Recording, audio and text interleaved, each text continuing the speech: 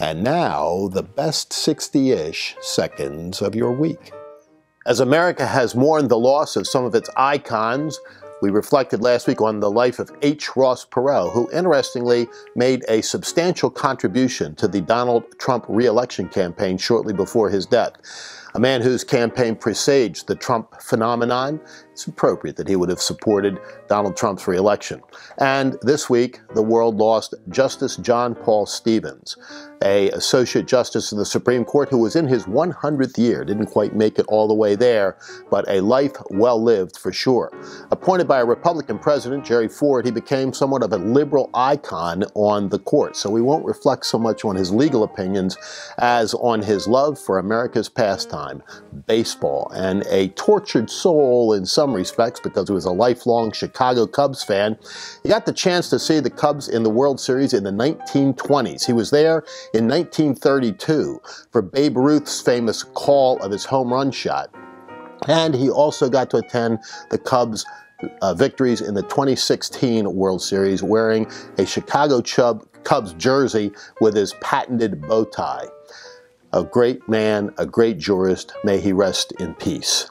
And this week, the Republican Party of Pennsylvania elected a new chair. About the time you were viewing this last weekend, Republican members of the state committee were gathering from around the state in Hershey, PA, to elect Lawrence Tabas as their new chair. A particularly significant post and an impressive victory for Lawrence Tabas. We were happy to play a small role in that here at Quantum Communications because Pennsylvania has and always will be a defining state in the presidential sweepstakes. And in 2020, Pennsylvania is likely to be the most critical state. And so the organizational ability, fundraising ability, leadership skills of Lawrence Tabas, which were on full display as he was elected chairman of the state committee, now will be on full display for the nation as we move into the 2020 cycle. This week we also saw an interesting little tête-à-tête between President Trump and the squad, the women, freshmen, all of them in Congress, who took on the president, and he took them on right back, saying some things that maybe he shouldn't have said. I mean, frankly, when your opposition is busy beating up each other, just stand back and watch. They were after Nancy Pelosi, for crying out loud, causing her all sorts of trouble. But here's the problem with all this. For the Democrats, the squad have quickly become their most predominant media focus. That's not something they want. They have views and antics that really don't connect with any regular Americans or ordinary Americans or middle Americans, whatever you want to call them.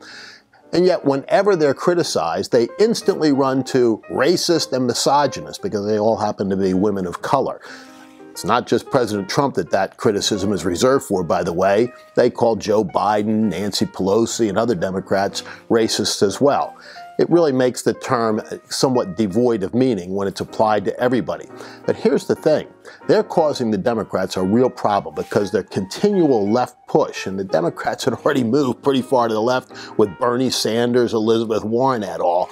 And now AOC and her little gang of four are really not going to allow them much running room back into the ballpark when it comes time to move to the center after their nominating convention. It's a real problem for them. And the more that Trump can make them the focus, the better off he is. They're obviously trying to make him the focus and say he's so personally repugnant that nobody of ordinary sensitivities or sensibilities could vote for him.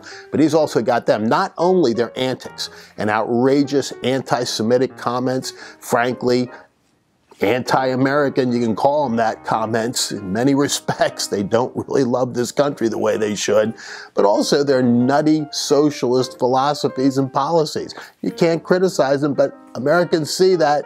That will become the focus of the campaign.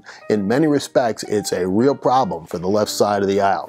Finally, real quickly, we've talked quite a bit about quantitative tightening. It looks as though the Fed may yet go with an interest rate cut, something President Trump has pushed for, and he's been right. The real question now to watch, though, is what's going to happen to the Fed itself. Will President Trump get his appointments onto there quickly? Herman Cain didn't make it. Stephen Moore didn't. Stephen Moore would have been great, by the way. Let's see what happens. But for now, that is the best 60-ish seconds of your week.